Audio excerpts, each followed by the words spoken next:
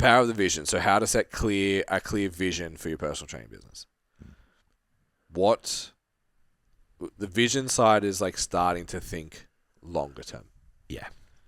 Where are you 3 years from now? Start making decisions like that. Yeah. That's the hardest thing to do. Yeah. So people are like, oh, I don't know what's going to be life's look like in 3 years. Like, what's the point? Like that. I used to have that pushback personally, like even in my own head. Yeah. So I know a lot of people sit with that and they're just like, it's too far. It's like you still gotta try aim at something. Yeah, absolutely. You gotta try and map it out. Yeah. Yeah, and I feel like sometimes even people. I could be a Muay Thai world champion 3 years from now, but I'm still training for physique right now. Yeah, you could be. 3 years is a long time. Maybe I could be Mr. Olympia in 3 years. Maybe. Yeah. But I feel like maybe for some people, they haven't been brought up in an environment where like aspiring to stuff is acceptable. Because I feel like that was like kind of like that for me. Yeah. It's just like the group that I started knocking around with like was just like no one really aspiring to anything when I was younger. Yeah. So then anytime you ever tried to like do something that was out of the ordinary, like you'd get slagged on and bagged and especially whatever. if you did it and missed. Well, yeah. And then like I've changed friendship groups, but I feel like it still happens just in like fucking culture. It's like you see someone like take a shot and it doesn't work and they're just like, the other people are like, see, I told you so. Yeah. And then, I had a mate of mine and he went in on some stuff and it didn't land and I just pulled him aside and I'm like, you got to take the shot. So I'm like, I totally get it, but kind of everyone else was just down that I told you so route. Yeah. And I know that a lot of people experience that same thing. So I feel like that blunts people's ability to kind of have that vision because they're like, well, if I fail, then everyone's going to look at me like I'm a failure. Yeah. So there's just no point, Agreed. know. But the flip side is, how do you step in the next 5 minutes if you don't know what 3 years is looking like? Because that's like what you do now paves that future self of your business, and your own development. And your failure will still take you further than those that said I told you so. Yeah, well, the ones that say nothing. I told you so just sit back and like they got their popcorn just watching other people do shit. Like it's amazing how many people actually know what's going on in like your life, my life, whoever's, or this person making the plays. Yeah. Because they're watching you play the game. Yeah. And they're just sitting back like fucking throwing, judgments at everybody, but they're doing nothing. Yeah. I'm like, that's not somebody that I need to worry about their thoughts. But it's the hardest thing to overcome, especially when you're younger. 100%. Yeah. It's that, like, don't take advice from someone who doesn't have what you want. Who doesn't have the life you want. And then don't take criticism from someone you wouldn't take advice from. Absolutely. I think that next part is huge. Fucking oath. Because they take advice from the wrong people and then they also allow criticism in from fucking anyone. Yeah. Because whatever story they have on themselves. So 3-year vision, what do you want your business to look like? What do you want your life to look like? It's the same kind of metric as like what is defining success. Take it from now to 3 years. Yeah. And then what steps do you need to put in place to achieve that? What skills do you need to build? What shortcomings do you have? Yeah, where are the gaps? Yeah. Yeah, because once you have that, you can actually start to move forward. Yep. Yeah. Mindset. What do you think are the biggest... Nah. Yeah. Sorry, kidding. Mentality. What do you think are the biggest blocks? Self-belief. Say that you see through Standout that keep people at 1,000, 1,500 self-belief by far number one. Yeah.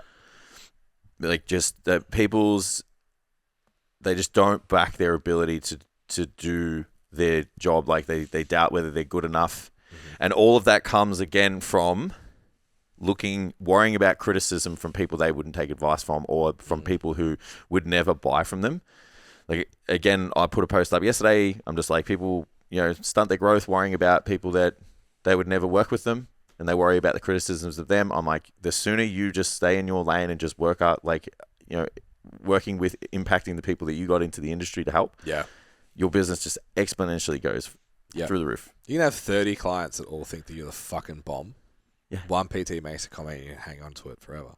Yeah, who's probably just jealous. Like, the thing I was trying to say to Bree in our mentoring call during the week is like, you're worrying about people that are trying to pull you down and keep you where you are. And I'm like, if you look at someone who's way ahead of you, I'm like, I'm trying to get you here.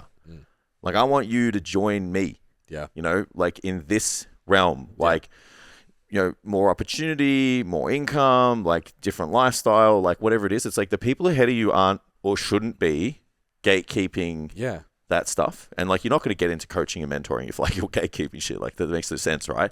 So I'm like, are you going to worry about the thought of someone who's never going to help you become part of the crew and just keep you with them? Yeah. You know, it's like the 1% crew wants you to be part of them. And it's like, I wouldn't be concerning myself with Joe Blow from the gym. If you do a workshop and no one comes and you're worried about it, it's like, they're not doing anything. Yeah. You know, if anything, they're just waiting for other people to make mistakes to make their own inaction feel better. And once you've tasted it, you've put in the work, you've done it, and you get the outcome, you're like, I want everyone to feel this. Absolutely. There's never a time where you're just like, don't try. Yeah. And the other thing with the self-belief stuff is you need to do enough shit to fuck up things enough to keep doing things. Yes. You know what I mean? Because it's like, it's not a like, if I do this and it hits, like every time I do something, it hits. Man, sometimes you do things and it doesn't hit, but it's like, you've got to learn that that's not always like, you're not always going to land, and you have to have the self-belief that like, okay, well, I've got to go back to the drawing board.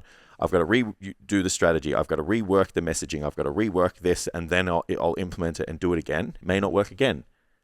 Okay, I got to go back, and then it hits, and you're like, okay, so like I've hit 1 out of 4 times. Yeah.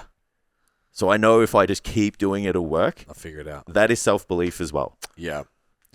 So if you're 22, making $1,000 a week, maybe starting, maybe not even there, how do you actually build the self-belief?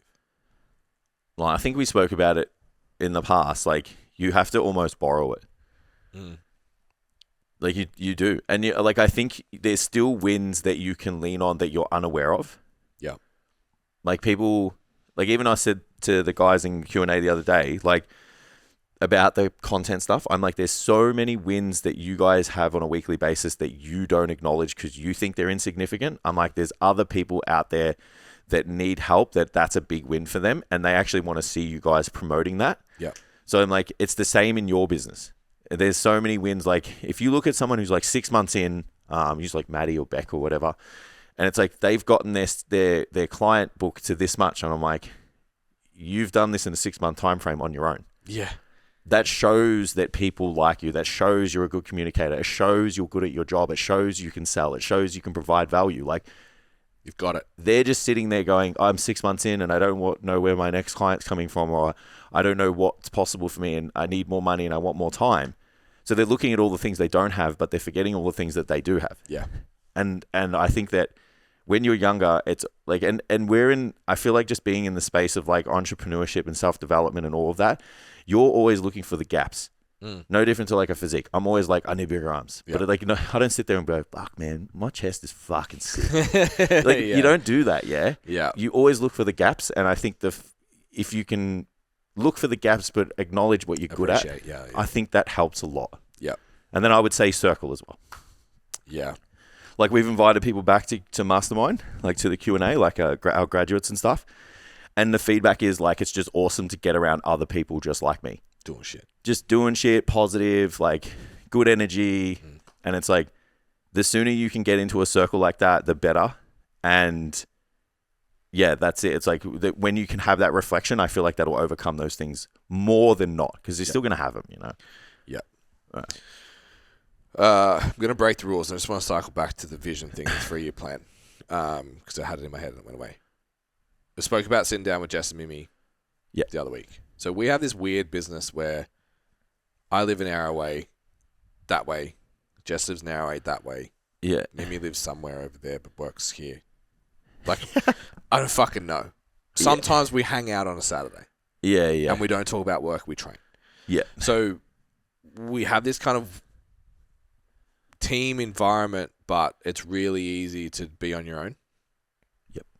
So the girls in particular, Jess is obviously, congratulations, Jess, on your 10 years. Huge. 10-year anniversary during the week. 5%, dude. I asked Chat to do the math. 5% of trainers make 10 years. Oh, really? I actually think it's way lower than that. But we have 3 double-digit coaches in our team. It's pretty sick. That's fucking like a wealth of experience. It's pretty sick, eh? Fucking dinosaurs. Yeah. Dinosaurs are 37. I love it. Yeah. So it's really easy for Jess at the gym at U Strong to be like, I'm just grunting the day to day. I write the programs. I do the marketing. I make the phone calls. I do the sales. I run the classes. I manage Jess, and then that's the new day comes, and it's the next week, and off we go. For Mimi, building her own PT business, she's a little bit, because it's newer and faster. First trainer starts in 2 weeks, which is super exciting. Congratulations to Mimi. Yeah, it's huge. First mentoring student, essentially. So a second trainer at any time, which is cool. So there's a lot more learning going on. But it's still like, all right, there's a trainer in front of me. I've still got to get another 5 sessions, and I've got to do this. When you're a trainer that's doing 25, 30 sessions a week, and your systems are kind of shit, so that's taking way longer than it should, and you're like, just fucking in it. And like you said, you're miserable. So on the weekend, you just check the fuck out. Yeah. It's really easy for those weeks to disappear quick. And you look at last year and you're like, fuck, where did the year go? Where did that 6 months go? Where did that 3 months go? Where'd the week go? How's it Friday? Fuck, I was going to do all this stuff and I didn't. Sitting back, and all I really did with the girls was like, this is where and this is the borrowing mentality thing. Both of them got emotional from me saying, this is where I believe and I can see you being in 3 years' time. You have the skill set, the character, the resilience, and all the tools you need to achieve this outcome. Now, yeah, sure, Jess has to clean the toilets when she gets there. Yeah. But it's, okay, at the end of the day, we're doing this. Yeah. This operation is successful, this is the outcome. Yeah. Mimi is the same. Now she's thinking like, we had a meeting with the bosses and stuff, and she was like, how do we scale that?